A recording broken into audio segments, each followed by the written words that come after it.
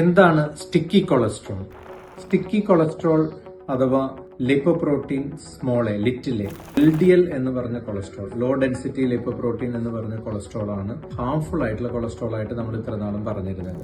ഈ ഒരു lipoprotein small A അല്ലെങ്കിൽ ലിറ്റിൽ എ എന്ന് പറയുന്ന ഒരു കൊളസ്ട്രോളും കൂടി പ്രാധാന്യം നേടിവരികയാണ്. ഇതിന്റെ വാല്യൂ സാധാരണ രീതിയിൽ 30 മില്ലിഗ്രാം പെർ ഡെസിലിറ്ററിന് മേലെയാണെങ്കിൽ ഒരു ഹാർട്ട് ഡിസീസ് വരാനുള്ള സാധ്യത കൂടുതലാണ്.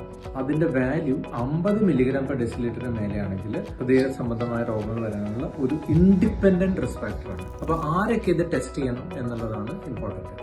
30-40 വയസ്സ് കഴിഞ്ഞിട്ടുള്ള ഒരാള് ഒരു തവണയെങ്കിലും ലിപ്പോപ്രോട്ടീൻ എ ചെക്ക് ചെയ്ത് നോക്കേണ്ടതാണ്. പാരമ്പര്യത്തിൽ ഹാർട്ടിന്റെ അസുഖമുള്ള ആൾക്കാരാണെങ്കിലും ഈ ലിപ്പോപ്രോട്ടീൻ എ ചെക്ക് ചെയ്യേണ്ടതാണ്.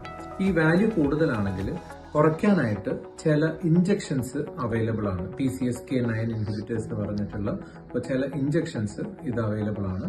പക്ഷെ ടാബ്ലറ്റ്സ് ഒന്നും ഇതിനു വേണ്ടി അവൈലബിൾ അല്ല. അപ്പം നമ്മൾ നമ്മുടെ റിസ്ക് ഫാക്ടേഴ്സ് എല്ലാം കറക്റ്റ് ചെയ്യുക, LDL കൊളസ്ട്രോൾ കുറച്ച് വയ്ക്കുക.